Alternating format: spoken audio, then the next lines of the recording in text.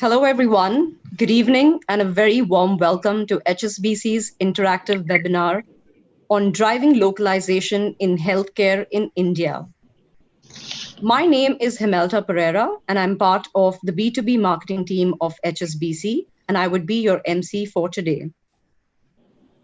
In today's session, our key policymakers, industry experts, and HSBC leadership will deep dive in the current outlook for the healthcare sector, highlight emerging trends in supply chain strategies in India for medical devices, APIs, and KSMs, focus on policy incentives, and analyze key opportunities and challenges across the healthcare ecosystem. Before we begin the session, some housekeeping rules. All attendee lines will be muted and video will be disabled during the session. The Q&A option on the menu bar at the bottom of your screen can be used to feed in your queries. This option will remain active during the entire session. However, due to paucity of time, the moderator may not be able to take all the questions. In case we are unable to answer your questions during the session, we will make sure to reach out to you individually and answer your queries. The session is being recorded. We would like to welcome Dr. Jitendra Sharma, Managing Director and CEO, AP MedTech Zone, AMTZ, and Executive Director, Kalam Institute of Health Technology, to share his insights on the medtech sector, needs and opportunities. Dr. Sharma is a healthcare technologist and specializes in application of technology and innovations in health products and manufacturing sector. His experience includes AIIMS, New Delhi, at the World Bank, and the WHO headquarters in Geneva, Switzerland. In 2012, he was established the Healthcare Technology Division at the NHSCR, Ministry of Health, Government of India, and was the founder director of India's first and only WHO Collaborating Center for Medical Devices. As part of his work, he proposed setting up of Asia's first medical equipment manufacturing zone, and is the founder, managing director, and CEO of Andhra Pradesh MedTech Zone, Visakhapatnam. He also set up the Dr. APJ Abdul Kalam Institute of Technology, a Government of India funded technology policy institute, and National Medical Devices Promotion Council under the Ministry of Commerce, Government of India. He's also the founder chairman of Medi Valley Incubator under the Atal Incubation Mission, of Niti Aayog and the Bio Valley Incubator under the Department of Biotechnology, Government of India.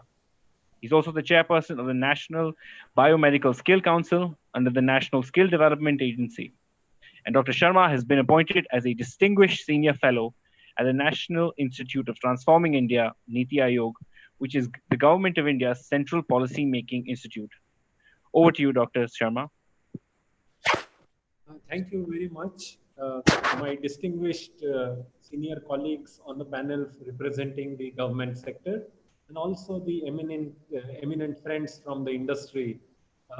Glad being here, and thank you for the opportunity.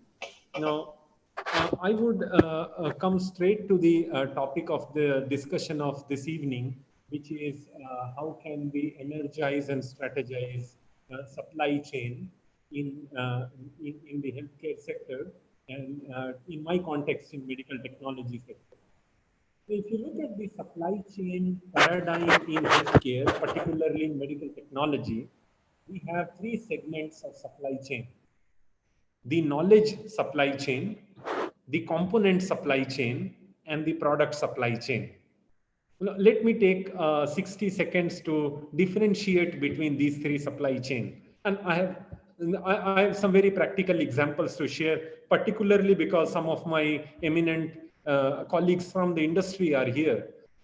Now, you take the example of Medtronic, represented today on this panel by our good friend, Mr. Madan Krishnan. Now, Medtronic's one of global largest knowledge centers, innovation centers for R&D is in India. That's knowledge supply chain. Because while Medtronic may not be necessarily producing a commodity in India, it's actually producing knowledge that leads to commodities being produced globally and then being shipped globally, including Indian market.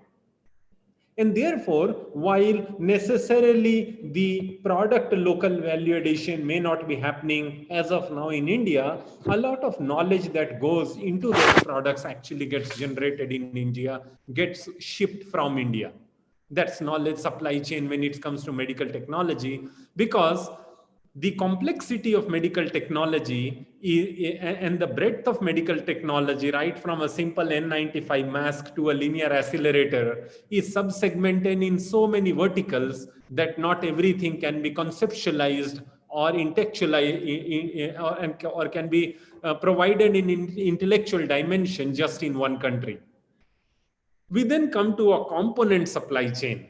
Now, every medical technology has close to right from a dialysis machine, say about 300 components, to an MRI, say 7,000 components, or a robotic cardiac surgery system, say 8,000 components.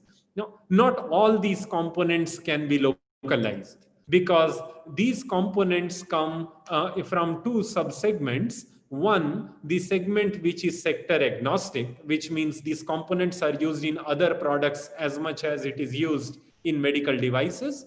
Two, the components that come from regions which hold intellectual property, because not all these components are open source components, particularly the designing and the circuit parts of these devices.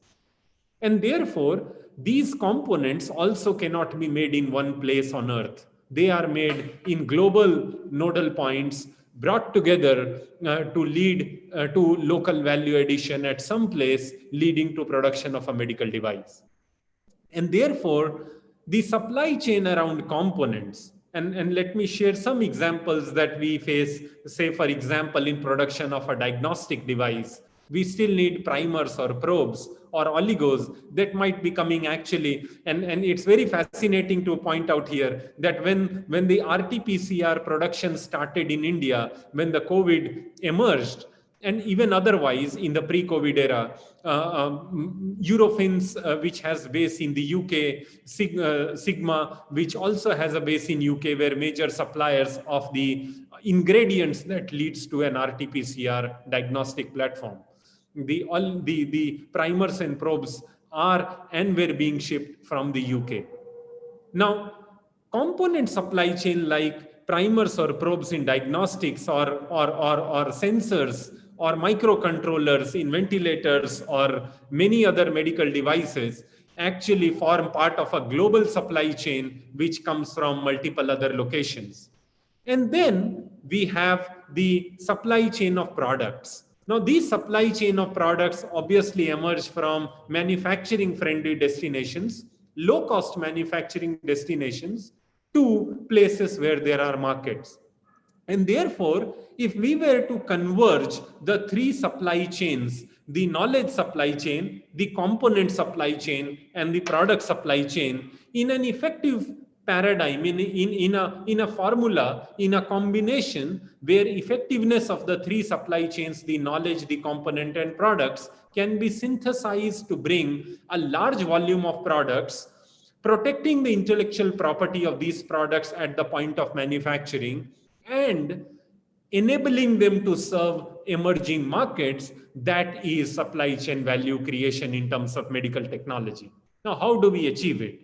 We achieve it exactly as Professor Vijayaraghavan mentioned at the beginning of the talk, complemented with what our eminent panelists, Ms. Dr. Sarwal and Mr. Rinwa mentioned.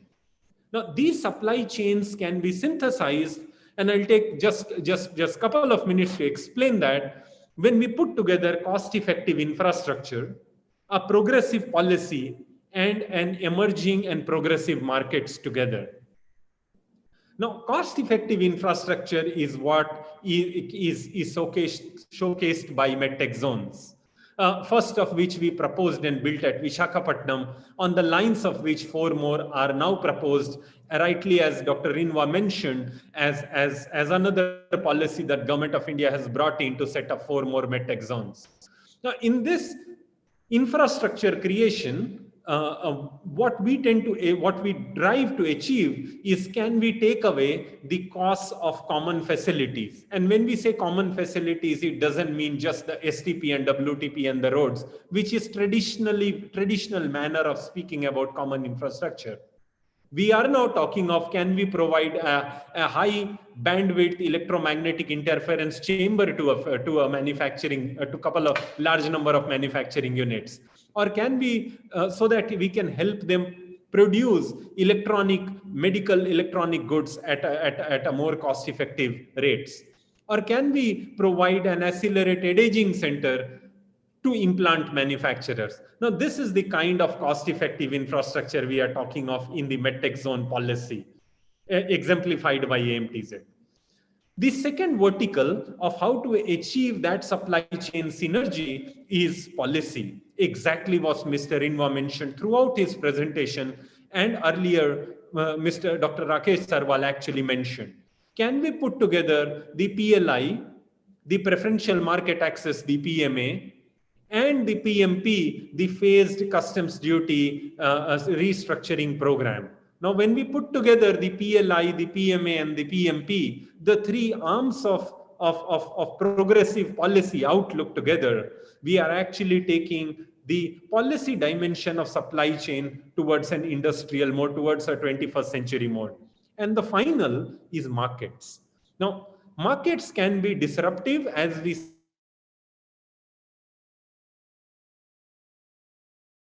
it can be static and child health, because you can literally predict the fertility rates and the markets in the next 20 years. And it can be hidden, unsaturated, as we see non-communicable diseases like cancer, or in diabetes, or in cardiovascular illness, where you know that a market exists, but for lack of penetration of healthcare services, the market remains hidden or unsaturated.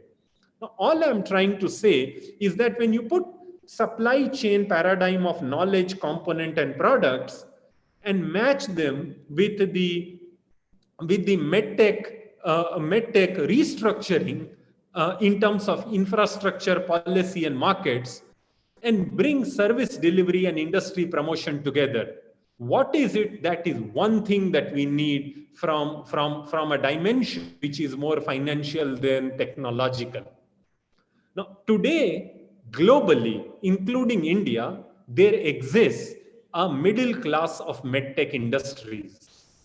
The middle class of medtech, whose turnover is between 25 crore and say 200 crore.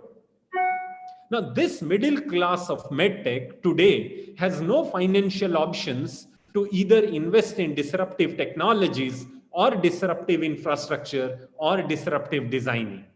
Because while medtech zones can take care of common scientific infrastructure, the working capital, the intellectual capital, the fundamentals of operating a factory is something that medtech zones can help, but cannot directly take the burden off from the industry. And all I'm proposing as part of this interesting and very progressive webinar, particularly because it is convened by two business councils, the US India Business Council and the UK India Business Council, platformed by HSBC, can we create a medtech fund for the middle class of medtech? Because if we are able to create that medtech fund of say 2,000 or 3,000 crore,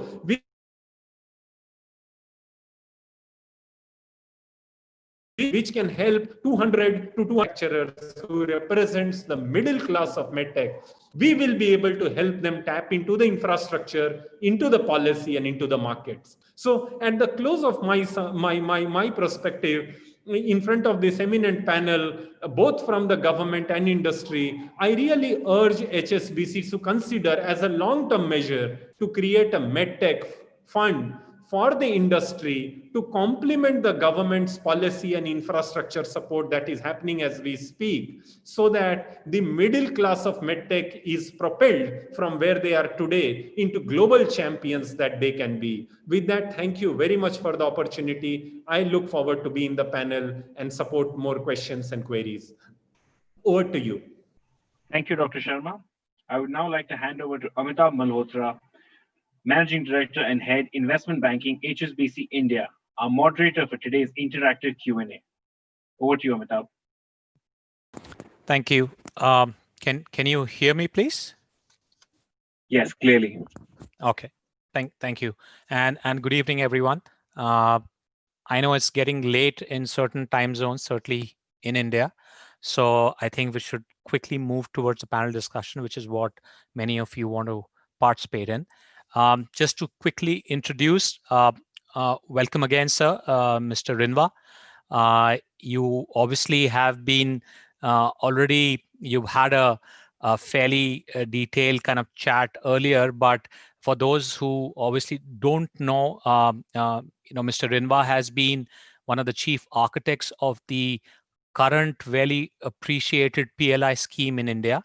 And obviously, today's panel discussion, you will find a whole lot of points and even questions maybe around the PLI scheme that you had very kindly addressed.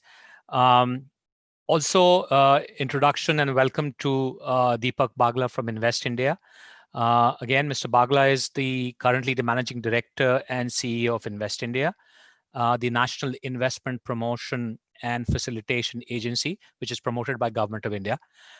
He's a special invitee on the official bilateral CEOs forums and a member of the Venture Capital Investment Committee, which manages assets under $1.5 billion, which were fund of funds for startups, which has been established under the Prime Minister's Startup India Action Plan. He's also the member of Ministry of Finance Steering Committee on FinTech and a member of high-level committee of the Atal Innovation Mission, which is responsible for establishing and scaling up incubators across India. Also, warm welcome to Madan Krishnan from Medtronics. Madan, a little bit background about Madan is Madan joined Medtronics in 2011 and is the Vice President of Minimally Invasive Therapies Group, Asia Pacific region, and the Vice President of the Indian Subcontinent region. The region also includes, other than India, Bangladesh, Sri Lanka, Nepal, Bhutan, and Maldives. Madan, just to give you a little bit background, has over 20 years of leadership experience in healthcare, particularly in emerging and developed healthcare system. His experience includes leadership role in some of the well-known countries like Turkey, South Africa, South Korea, Southeast Asia, and Asia Pacific countries. Madan serves as a chair for the Advanced Medical Technology Association India Working Group and is on the board of Medical Technology Association of India. He's also a member of the Medical Devices Promotion Council constituted by Government of India. Also welcome is Sarthak Ranade from Jensen. Sarthak, as Managing Director of Jensen India, oversees the company's operation in India and South Asian markets of Sri Lanka, Bangladesh, and Nepal. Sarthak is a member of Johnson & Johnson India President Council, as well as Janssen Asia Pacific Leadership Team. He too has over 20 years of pharmaceutical experience. He's a fairly respected industry leader and currently chairs the Western Region Committee of American Chambers of Commerce and is pharmaceutical committee in India. He's also an executive council member of the Organization of Pharmaceutical Producers of India. Great. So I've done the honors. If I have missed anybody, let me know, Raghav, but maybe now just get started with some of the panel discussion. As I mentioned, a lot of questions will be around the policy framework. So maybe Mr. Rinva, I'm going to come straight to you because there will be a few of the questions coming to your way, which is later separately from the audience. But to start with, regarding the PLI scheme that has been very well put in place, there is at least a view from a segment, and you can correct us, or at least correct me if I'm wrong, that for the multinational companies, they will require a certain amount of time and a process to decide how to transform, change the supply chain, the relocations, etc., that will be required, even diversification in terms of the current strategy and policy. So are you considering the current deadline beyond the 23rd of November, or is that a sacrosanct date?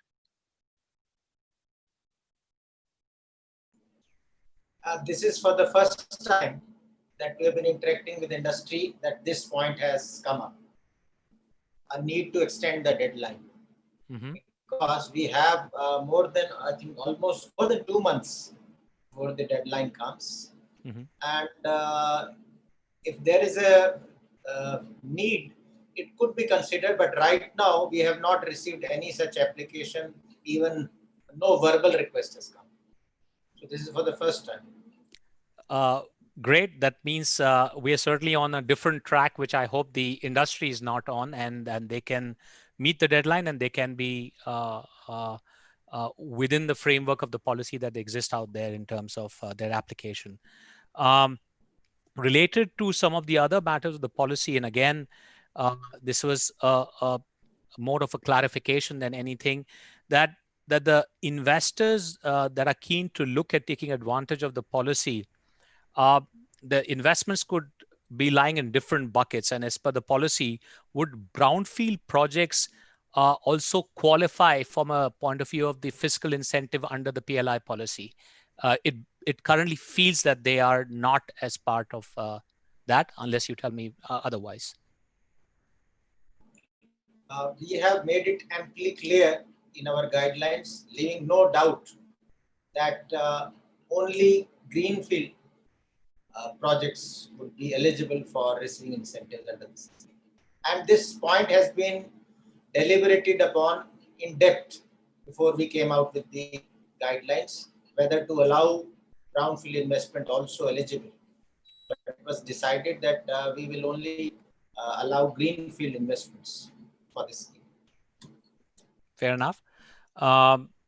I will shift gears and I'll come to Deepak and Mr. Rinva, please allow me to come back to you again because there's a lot more. So I'm trying to go through a rotation kind of a process and hopefully will allow me to do that. So Deepak, good evening. There are a bunch of questions. I'll just go one at a time and not bombard all of them together to you. But there is a point of view that, we observe quite a few states who are in the race to attract investment for the healthcare sector. Which is, in your view, would be the top states who are rolling out the red carpet, trying to invite these investment and making all of the right noise for attracting that attention? So Amitabh, first let me congratulate Mr. Rinva and that entire department. It's a landmark policy. And I must tell you one thing which was very interesting and unique when they were shaping this policy. It was based a lot on stakeholder feedback. They had very in-depth stakeholder discussions because of which this policy has been framed, on which it has been framed, including the timeline. So when Mr. Rinva told you that he's not really received that request because more or less the industry said they were okay with those timelines. And the interesting thing is that the kind of unprecedented response they are getting to that policy is because of the nature in which they created that policy, which was based on entire feedback from the industry. So I must congratulate him and his entire team of doing an excellent job on that. And I must say that today when I see business requests coming in, pharmaceuticals is definitely in my top 3 sectors where I'm seeing a huge level of interest coming globally. The second is Professor Raghavan mentioned something about supply chains and the vulnerability. Well, what has happened with this virus? Vulnerability got exposed. So 2 things which I'm seeing, and in pharmaceutical and across other industries, in all the business queries coming in, is one, onshoring of supply chains, so obviously the biggest market, so obviously it's there. Another interesting thing, shortening of the supply chains. Jitendra ji mentioned some element of it, but shortening of those supply chains is happening, and that's why Mr. Rinva and others mentioned to you what is happening, this amazing cluster approach which is being created in India. I have 3,700 clusters across all state governments. I'm coming to your point on the state. And each of these clusters has an ecosystem which provides the benefits of being in that product or in that sector. And it are these clusters which are also being upgraded on a very quick basis. So one, we are going to be, by the way, giving you ratings on these shortly. But before that, I must say, if you go to my website, you will find the Industria, the land bank system, which you will find that wherever plots are available in different states, they can directly go on to those and actually see that plot. And we are going to bring it to a point where they can actually apply for it online itself. Now coming back to pharmaceutical, traditionally, if you looked at, we had states like Himachal, we had states like Gujarat, and we had states like Uttaranchal, which had created a lot of ecosystem where there were a lot of strengths created. But what I'm seeing now is a number of new states coming up, which are creating that ecosystem, which are giving very interesting incentives. In fact, there are some state governments where you don't need to ask for any approval, and you can take those approvals after 36 months. There are state governments which are giving all approvals within a deemed timeline. In fact, there is one which states that we'll give it all approvals within 30 days. And if you don't get it within 30 days, that government official who's responsible, his personal account is debited on every day's delay. It is unprecedented globally as a business model. This is to show you how all these states are coming on. And there are multiple of these states. States from the south, when you look at Andhra, Karnataka, we have states in the east coming out, the West Bengal of the world, and then Bihar and Orissa coming up very fast. There are a number of these states. So depending on the exact requirements is where we work out. In fact, we just did a location study for a company which gave us 114 parameters on which we had to find a location for them. So these studies happen. And by the way, we don't charge for any of these services. And that is where Invest India comes in. So you get in touch, you will have a dedicated relationship manager. They will help you right across to get you all, not just the approvals, but help you identify a state, get you all approvals, and get you everything else a lot, and especially on the bureau side, which the Department of Pharmaceuticals has recently set up. So all which we require from the ministry can also be done on that. So Amitabh, just to let you know, on the states bit, there is a lot happening. It's unprecedented level of changes which are happening in India are at the state levels. So please take your time when you decide on that state, get in touch with us, see what are the parameters you're looking for. We will sit down with you and then try and get you the best wherever you should be. Thank you. Deepak, I'm just going to follow up with that, with the question of my own, which I'm just kind of thinking out loud I've done a little bit of work in the sector. And from a cluster perspective, if you see, you can pick, you obviously got Gujarat, Ahmedabad, you've got Hyderabad, you've got Bangalore, you've got Himachal, Baddi and all. Now, these are where the ecosystem already exists. So from a perspective of an investor, it probably makes sense to look at where there's already a set ecosystem in place, supply chain established, there is already infrastructure in place. So would there be some kind of that added advantage for some of those already established clusters? It reminds me, Amitabh, when I went to school, and I shouldn't be saying this, college, actually it was 3 decades ago in the US. And there used to be this ad of this prominent, dominant airline, which used to say we have the largest market share. And then the number 2 used to say, we try harder because we are number 2. So I'm just trying to tell you that there are a large number of states, they are coming up very fast in India. And the best way to look at it is if you look at, there is a state ranking being done on ease of doing business. Look at the state rankings of the states, the top 10 states, which were in 2015.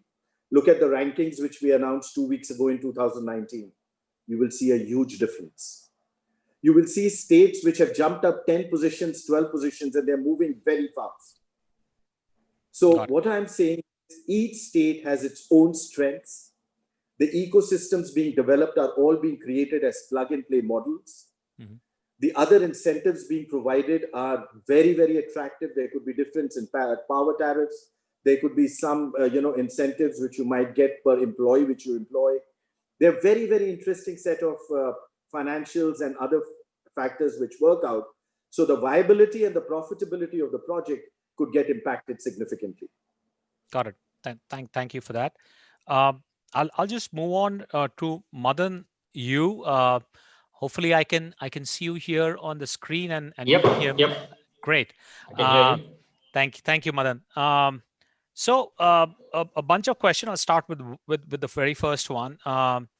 Look, in normal kind of assessment, that there seems to be a strong correlation between the per capita spend on healthcare and GDP. And every rupee spent on healthcare has a multiplier effect on the economy. Now, what role do you think government can play in facilitating this spend, and how can private sector, a player like yourself from the private sector, can collaborate with the government on this exercise? Yeah, thank you. Thank you, Amitabh. So I think from a healthcare industry perspective, and whether it's pharma, medical device industry, clearly we're a multiplier in the sense that outcomes that these industries provide help people play a much productive role in the economy. So effective, there is a correlation because more GDP per capita increases, healthcare becomes an item of choice for people. They try to seek healthcare because health and outcomes of health and good health becomes a higher priority. You move behind the basic, wants and needs.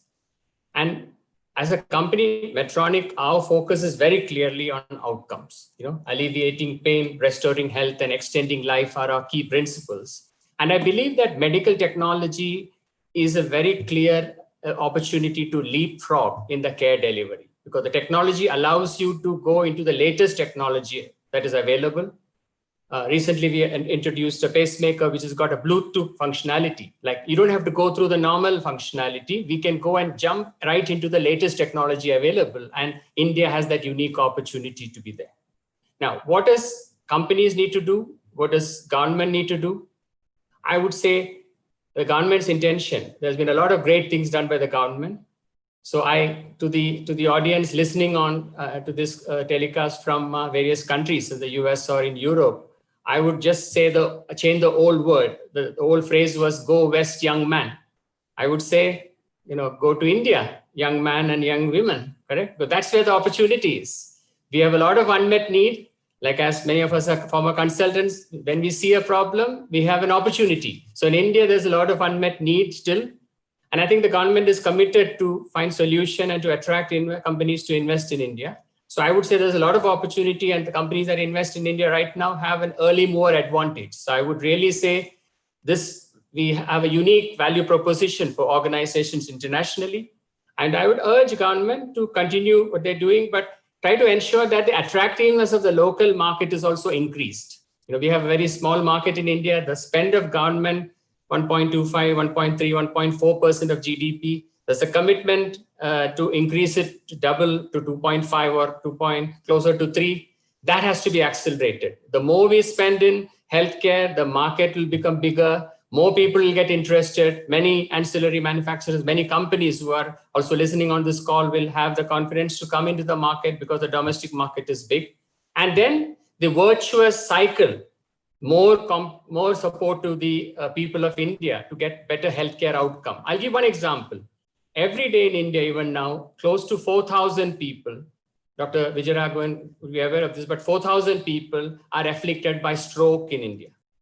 And the majority of the stroke is the ischemic stroke, not hemorrhagic or bleeding stroke.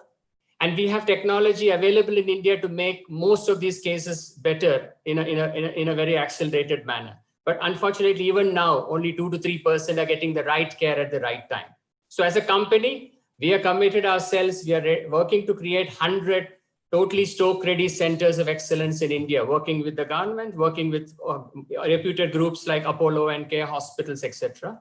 So that is our commitment, that we'll invest ahead of time. We will work to create these care pathways with the government so that every life can be saved, which can be saved. And we are proud as a company that we saved 72 million lives worldwide last year. So I think there's a lot of opportunity to collaborate. And I think those on the call, come to India. That would be my tagline. Thanks, Madan. You are a great ambassador for India as a destination for investment, and your experience will certainly be encouraging. I'll come back to you with another question, but now just move on to Sarthak. Sarthak, one of the two questions that I have for you is as per the recent policy initiative, which is the PLI scheme, which is a kind of welcome change for pharma and medtech sectors both, and this allows to be more self-reliant, less dependent on imports.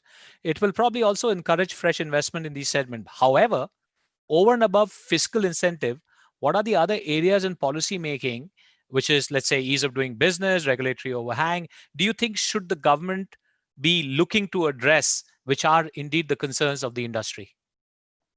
Thank you, Amitabh and HSBC.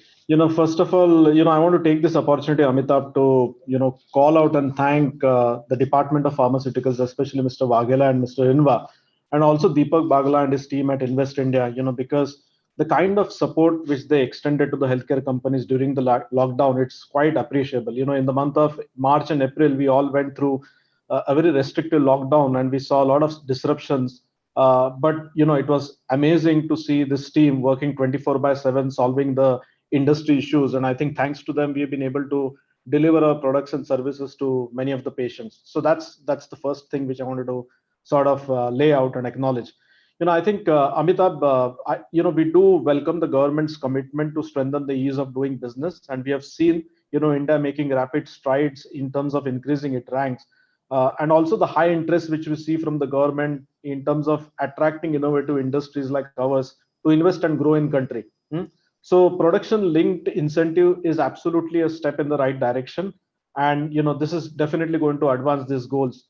But while we do this, there are a couple of things which we would like to specifically request the government to look at. I think the first thing which I would like to really call out is the government needs to continue to create a very sound, effective, robust IP, legal, and regulatory framework.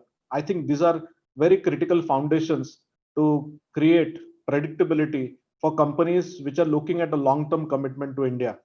So we need a system, we need a framework which is very transparent, which is predictable. And I think we have seen a lot of progress on this front from the government, but there's of course more to be done. Because as we said, this is going to be competitive. Other countries are also going to aim for the same kind of investments which India is looking at. The second area which I would definitely like to call out again is, would request the government to continue to create a very stable pricing and policy environment. And this is again very critical for the long-term investment decisions. Frequent and unexpected changes in the domestic pricing policy definitely creates an uncertain environment from an investment point of view. The government and all the stakeholders in the industry, including our associations and all, we need to engage and develop a framework which ensures accessible, affordable healthcare for all. But at the same time, we need to create a system which recognizes innovation and is ready to pay a fair price for it. So I think these are two things which I would like to really call out. And every time we go to the government is engaging and willing to listen. So that's something which is very good, Amitabh. So that's two areas of focus which I would like to dwell upon. Thanks, Sarthak, and it's very helpful to note that there is a regular dialogue, there is engagement, and a very proactive approach by the government. But I'll let go of you right now, but I'll come back to you again. I'll again go back to Mr. Rinva. Mr. Rinva, I have two questions. If time allows, I will ask you both, but certainly these are the questions I had something in my mind as well that I wanted to run by you, not necessarily about the current very topical PLI, but more in the larger pharma sector growth in India. Now, one of the things I wanted to kind of ask was about nutraceuticals, okay, or natural ingredients, because we're talking about API, ingredients, KSM. Now, world over, consumers are shifting towards natural ingredient. Nutraceutical is one of the fastest growing segment. India, in its history of plant-based medicine and practice of Ayurveda, has complete building blocks to capture a portion, if not significant portion, of this global trade, because I'm talking about global supply chain. Is there a concentrated effort by the government to look into this? Any thoughts on this line?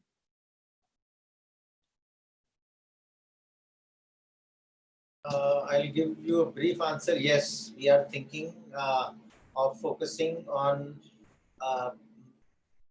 products other than bulk drugs also, and maybe if possible come out with another PLI scheme covering such products like nutraceuticals, complex generics, products which require more R&D, technology, higher investments, which have, in terms of exports, more value addition.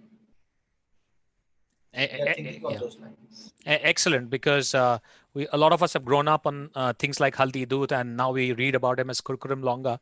We try to wonder where we heard it and seen it before. So obviously, it's certainly a very good to know that these are our natural strength and it's going to be explored further. While I'm at it, and if you allow me, my last question to you, sir, is that while Indian pharma companies play a fair noteworthy role in supply bulk drugs and finished dosage in regulated and semi-regulated markets. But most of this is generics. And by definition, generics is not innovation. And we haven't seen any Indian company like its counterpart of the big pharma in the West to kind of come up and be recognized as an innovator. And as India is largely generic kind of a manufacturer, it probably requires more R&D. Where do you see this role changing a little bit, where we find a lot more innovative, more R&D spend? What would it take, sir? That was my question.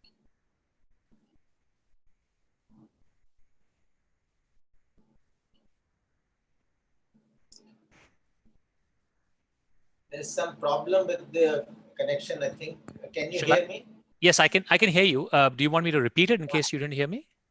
Yeah, last two sentences I'm not able to hear. So simple. We are known as a generics manufacturer, and it would be great to be having an Indian pharmaceutical company which is known as an innovator. What will it take to have that kind of a play coming out of India? For that, the department recently, a few months ago, made a committee. And this committee had very important players from private sector. Dr. Satish Reddy was there, Mr. Pankaj Patel was there, Kiran Mazumdar Shawji was also there. And all the research, important research institutes, departments dealing with research in pharmaceuticals, were representatives of those departments were there. And a report has been prepared to come out with a policy on R&D in pharmaceutical and medical devices. And the government realizes now the time has come that we move on from generics to the innovator products and give focus on coming out with new drugs, development of new drugs. And for that, whatever is required, policy intervention is required, schemes are required. The government is thinking of bringing those in order to enable Indian companies to also move on to innovative products. And as I mentioned, we want to start with products like complex generics, things which are not that simple to make, which require more R&D, and slowly move up the value chain. Makes tremendous sense, sir. And I think that'll be a fairly step in the right direction if we were to have a much more dominant role that we play in the global supply chain of pharmaceutical industry. I'll come to you, Deepak.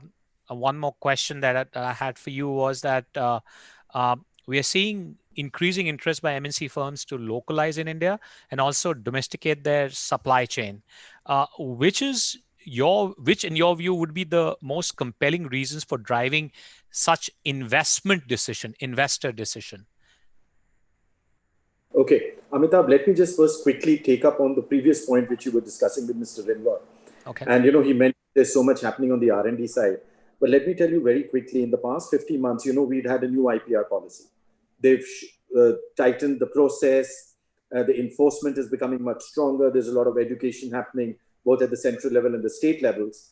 And we're seeing a lot of traction happening because of that. Let me let you know, in the past 50 months, we've opened over 1,000 R&D centers of global multinationals in India. Today, I'm the #1 R&D destination for global multinationals having their R&D center outside of their headquarters. Typically it was a HQ related thing. And some of these, especially of the top large companies, the R&D centers in India are larger than the ones in their home country. So you will see, and a number of these are on the pharmaceutical side of it. So you will see a big number and you will start seeing the impact of these coming out in the next few years fairly soon. Coming back on the localization of the supply chain, see, one of the biggest strengths of India is India's MSMEs. You remember when we discussed about the COVID bit? Today, what we are on day 190 out of the lockdown. 30th March 2020, I did not have a single PPE in India. 30th July, 3 months later, 4 months later, I have a run rate of 800,000 PPEs per day.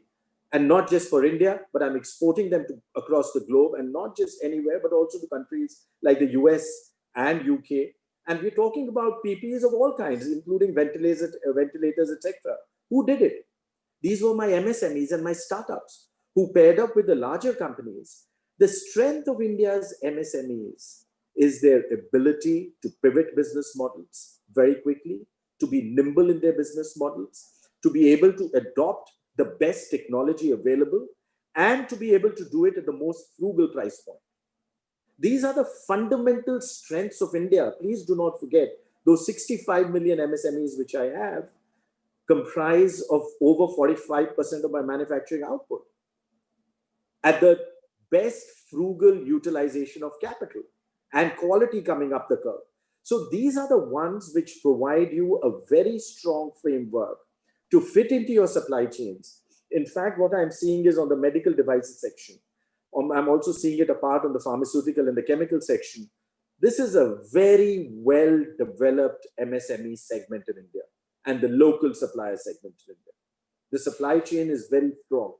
By the way, just let me tell you that one of our medical equipment guys was so good in injection molding that he's also diversified and is also helping a footwear maker, which is now looking for injection molding and which is one of the largest footwear makers of the world. And he said this is one of the best qualities, not just in footwear, but even in medical devices of what these people have been able to do. So what I'm saying is we have a very strong inherent strength in our entire MSME and supply chain, prevalent supply chain in India, which can take care of any of these. And at the same point of time, for them to put in their own investments, complete hand-holding. And I think this is the best time for them to be able to do that. Thanks, Deepak. That's very heartening again, because as you said, our MSME segment is really the backbone of the country from a point of view of enterprise and business. Madan, back to you again. This time the question is a little bit about Medtronic as a firm. I mean, it is a global firm. It has manufacturing presence all over the world. And each of your site competes for attention, capital, resources, everything from a perspective of its growth. Now, and one of the key things on those is that the headquarters has to decide where to apply capital, which will be the source for supplying to the global supply chain, etc. Now, in that internal healthy competition, what do you think are the contributors to Medtronic's decision making in picking just one jurisdiction, if you were to pick one jurisdiction over others for feeding the global supply chain? And are there learnings that can be applied to India so that it can create opportunities, especially in the current disruption that we are facing right now? Yeah, certainly. So we are active in over 160 countries worldwide. And as you can imagine, at least 100 of the health ministers or prime ministers would be calling my CEO, asking for investment in their countries. So at the outset, what Sarthak mentioned, consistency in policy is something which every multinational, large transnational corporations look at. And a consultative environment where decisions are not taken very, without forethought or without discussion. So consultative, consistent approach, because they need to see a longer horizon when an investment decision is made. I think there is clearly improvement in these areas. We had earlier, a few years ago, some knee-jerk reactions, but now I think there is much more consultative, relationship with the Department of Pharmaceutical, with NITI, with CDSCO. So appreciate that. The second point, again, I come back to the size of the market, domestic market, because if most of the companies I said in India in the medical technology space are less than 1% of their global revenue is in India. So we need to get a scale. If you get scale, that's why the neighbor up in the north is able to flex the muscle, because the size of the local market is much bigger. They're also 70-75% import dependent. So I think going by how much you import is a wrong lens to look at. How much are you exporting and how much are you importing and how much are you growing the local market should be seen. So I think size of the market, I would say. We have to really step up our investment and the size. The other way of looking at is that rather than as Dr. Jitendra Sharma mentioned, we have to look at our core competency. So when I look at India, manufacturing alone may not be the destination. Our objective is to get more manufacturing. But before that, because your market in India is still very small. Just by saying that we have the demography in India, is it not enough? People are not just going to come. You have to create that ecosystem. So where do we have our core competency?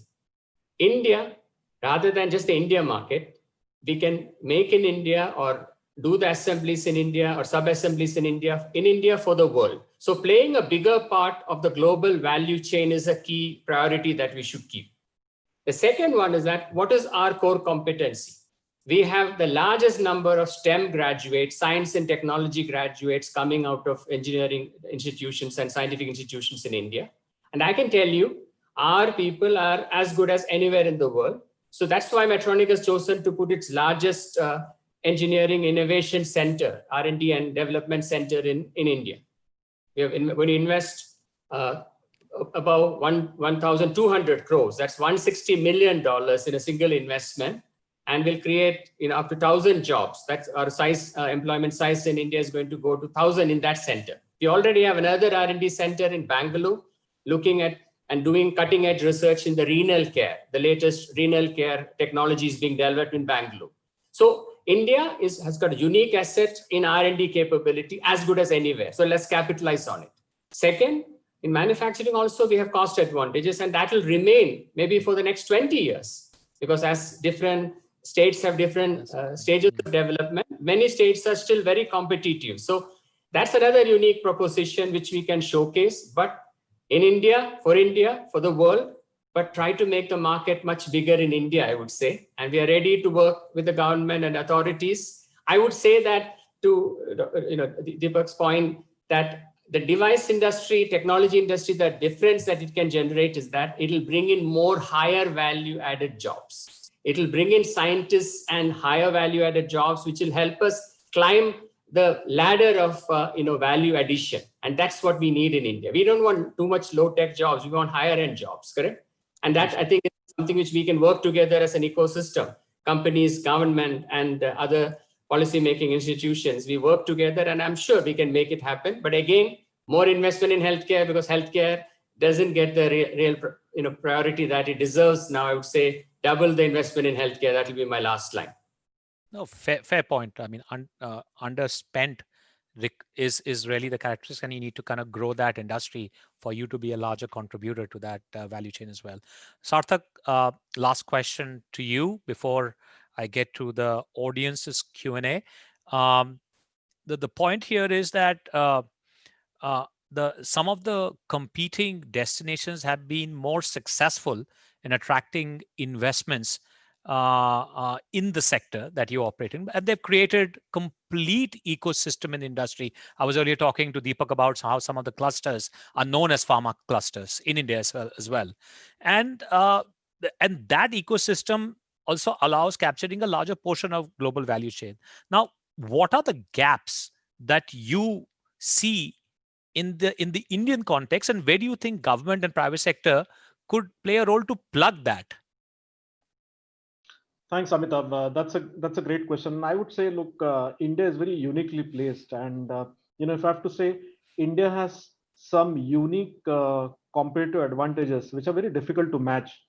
So first is, let me talk about the deep expertise in medicine manufacturing, and it's not a coincidence we have been called as the pharmacy of the world, because over the years we have amassed significant strength in manufacturing bulk drugs. And our capability today is second to none on a global scale. And I think we see it's not just the bulk drugs, Amitabh. Look at even vaccines. I'm sure many people on the call know that 60% of the global vaccines are manufactured in India. Some of you also know that Johnson & Johnson, my company, we are working on a COVID vaccine. So when we were looking at ramping up our capabilities to increase our manufacturing, it was very natural for us to look at India, and I'm very proud to say that we have found a partner in BioE, which is a very respected player known for the scale and expertise in the vaccine manufacturing. The second point here, again, from a competitive advantage point of view, Amitabh, and I think Madan slightly touched upon that, is the ability of India to provide large, skilled, yet cost-efficient workforce. Just look at the sheer number of pharmacy students which graduate out of India. Every year around 225,000 graduates, pass out. compared to just 17,000 in the US. So we definitely have the demographics. We have got some very high skilled doctors, which are known across the world for the skills. So I think we have got everything for us to succeed. And I strongly believe, Amitabh, that this is the time for us to really make those big steps to position India as a big attractive healthcare destination. And just two thoughts before I pass it back to you. How do we do it? I think that's the most important question, right? And I think any global investor looks at two things whenever he wants to make any commitment to a country. One is quality infrastructure, and the second is access to talent. So, needless to say, we continue to, the government needs to continue to invest on infrastructure. And second is, how can we bridge the gap between universities which produce this high skilled talents and the R&D hubs of, the healthcare companies? How do we bring them together? It's almost like creating a Silicon Valley in India, if I have to say. And last but not the least, and again, something which Madan touched upon, which is very important, is how do you increase the attractiveness of the domestic market? And that's going to be very important for any global investor to come in. And there's a lot which we can do. I really appreciate the government's efforts in terms of rolling out Ayushman Bharat. It's basically creating a market which was not existing before. But not just that, I think we need to look further in terms of how innovative financing options can be put in place so that more and more people in India can get access to healthcare. So I think these are just two thoughts, Amitabh, but very clearly India is uniquely positioned, and this is the time to make the big bets. Thank you, Sarthak. And like you said, this is truly our time. It is disruption in the world. It is a difficult time from a medical emergency perspective, but we can really step up and play a very big role in from a world perspective in terms of providing that support from a discovery of vaccine, creating more pharmaceutical solution. I just wanted to say here that we were hoping that we'll have a lot more time for the audience to pop the question and to put it out there. I think I've used up most of the time here talking to you good folks. But I have one question that I will request one of the audience member who actually sent it in advance. So obviously we would like to kind of do that. I just wanted to introduce Mr. Mahesh Kapre, who is the Managing Director of GE Bell and General Manager of GE Healthcare Supply Chain India. He has one question, and if you could just unmute him, please, he can probably ask that question directly. Yep, thank you very much. I do want to take this opportunity to express my deep appreciation on the initiatives of the DOP for obviously supporting the medtech companies and the focus on promoting the manufacturing in India. GE Healthcare is highly aligned with government's objectives of Make in India. And we are in the process of finalizing our PLI scheme that was launched by DOP. I'm sure PLI will go a long way in supporting and improving the manufacturing footprint for medical device manufacturers. My question is to Mr. Navdeep Ranva. This is regarding, the scheme that, you very elaborately spoke about, sir. And, I just wanted to check with you, if there is a challenge in increasing, not changing the threshold of 180 crore, would it be possible for us to look at collapsing or, looking at, considering the 4 different product target segments, or increasing the threshold in terms of investment from 3 years to 4 years or 5 years? Sir, how much the threshold has to be decreased in order that the companies become eligible? I would think, sir, in the range of 100 crore would be very much, in the range of, what we have from the market that we play, because a lot of manufacturers, we play in multiple segments. So the 4 target segments and each, at 180 crores is pretty, stretch in terms of, what the expectation is. Thank you. Thank you. We are thinking on the similar lines. Thank you, sir. And hopefully something good will come soon. Super. Thanks a lot, sir.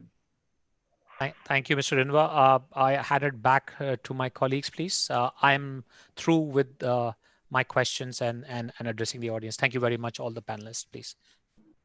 Thank you, Amitabh. We would now like to hand over to Jayant Krishna, Group CEO, UK IBC, for his closing remarks. Mr. Krishna is Group Chief Executive Officer of the UK-India Business Council, UKIBC. He's previously led key initiatives of the Prime Minister's Skill India mission as Chief Executive Officer and Executive Director and Chief Operating Officer of the National Skill Development Corporation, NSDC. Prior to serving in government, Mr. Krishna was with the Tata Group, India's largest conglomerate, for over 2 decades. As Group CEO, Mr. Krishna leads UKIBC in strengthening bilateral trade, investment, and economic ties between the UK and India. UKIBC provides strategic, advisory, policy advocacy, and consultancy services to companies in the UK and India. It supports the UK and Indian governments by providing the business voice in bilateral deliberations, also acting as a secretariat for the British Prime Minister for the UK-India CEO Forum, and the UK government in the Joint Economic and Trade Committee, JETCO. Over to you, Mr. Krishna. Thank you. I think, first of all, let me thank HSBC for lining up such a relevant, seminar, especially at a time when India's healthcare challenges, we have all seen during the COVID days. As the Prime Minister, Mr. Narendra Modi, has said very clearly that, today India spends almost 1.3% of its GDP on healthcare, the public expenditure on healthcare, and it has to go up to 2.5% to 3%. And this he had said before COVID, and therefore, this increase in public healthcare expenditure has to be fast-tracked now. It has to happen within a year or two. I think that's very, very important. Dr. Vijay Raghavan talked about, how Government of India has coped with this pandemic. It's India, as we all know, is known as the pharmacy of the world, with almost third largest pharma production volume-wise and 14th value-wise. So I think we really have to worry at some point of time that how can we move up the value chain. We account for more than 50% of the vaccine produced by anywhere in the world. One example I would like to give that how policy changes lead to very, very quick results. On the patents, IPR issue, the industry, especially the international investors, have been asking for it. How India respects R&D, the IPR, and the patent regime, and so on and so forth. In 2019, Government of India made an amendment in the Drug Price Control Order, Para 32. And that change itself, has led, and plus, of course, the ease of doing business having improved, has led to almost doubling of FDI in 1920 vis-a-vis a year earlier, not only in the pharma sector, but also the devices sector. So I think this is a very, very good thing. And the PLI is also, with an allocation of almost 7,000 crore rupees, it's also a welcome move. Let me also take an opportunity, since Deepak is here from Invest India. I think a lot of pain areas of the British industry, both pharma and devices companies, which they experienced in the early part of the lockdown, we took it up with them, some with the Government of India, some were actually for the state governments. And I have the pleasure to inform you that almost 80% of those pain areas were addressed very effectively through the Invest India forum. So I think there's a lot to look forward. One classic example is the Oxford vaccine from UK that is under license from AstraZeneca, is going to be manufactured by the Serum Institute of India. It's a very, very good collaboration happening. Whole lot of things. If you look at the NHS in UK, more than 20% of the doctors come from India. If you look at US, the figures are no different, around the same level. The bulk, very significant part of the bulk drug purchase by the NHS system is done from India. And we've seen during the pandemic, how the PPE kits as well as paracetamol export happened big time from India to UK, and same is true for other products in the US as well.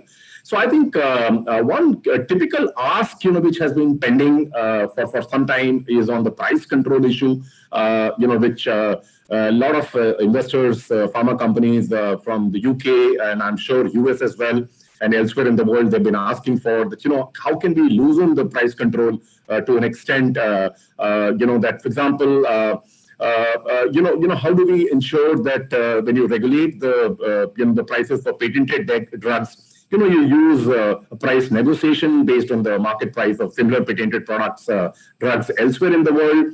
or use reference pricing, and how can we look at the linkage between the R&D cost and the eventual pricing of the drug. So I think these are very important areas which government, since we have Government of India joint secretaries here and other people here, I wanted to raise on behalf of the industry. And also, the economic evaluation is a must, while deciding about inclusion of a drug in the benefit package offered by the National Health Insurance, Government of India, or private insurance. I think that's very, very important.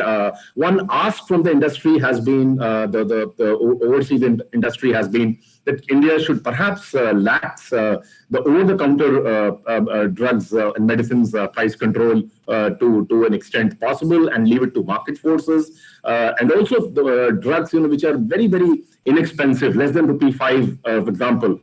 Those drugs can be perhaps brought outside the purview of price control.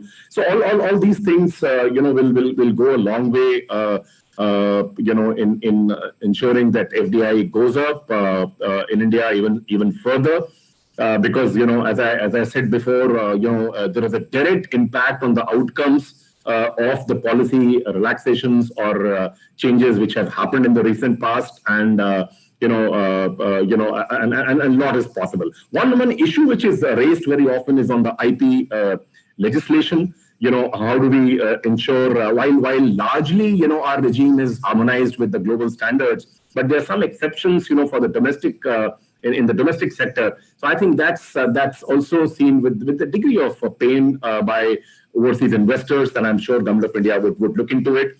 And I fundamentally believe that COVID has shown to the entire world the inadequacy of our healthcare, no matter how good and robust and rigorous healthcare system that you have, but still there'll be a lot of inadequacies when it comes to coping with global pandemics of this kind. So I think this is a challenge as well as an opportunity, and India has a lot to do, because we all know, as our ease of doing business rank has improved, our GDP ranking keeps improving, but how our human development index rank also improves, because that's largely depends on two areas: education and healthcare. So I think it's the end of the day. I can go on, but I'll stop there, and I hope that the spirit which Government of India has shown of working with the industry as partners in progress, rather than with a we, they kind of an attitude, I think that will go a long way in ensuring that more and more overseas investments in healthcare and medical devices come to India. And we anyway have some kind of a leadership position here, and we take it to the next level, level of maturity and capability and leadership, all across the world. Thank you. And I thank every participant, all the panelists, all the speakers, for such a delightful and value-added inputs from each of them. Thank you. Thank you, Mr. Krishna. With that, we would like to end today's session. As quite a few of you expressed meetings with respective government officials and have also a few answered questions, we would be stitching all of this together and sharing the relevant session information with all the attendees. Thank you again for logging in. Stay safe, stay healthy, and stay connected. Thank you.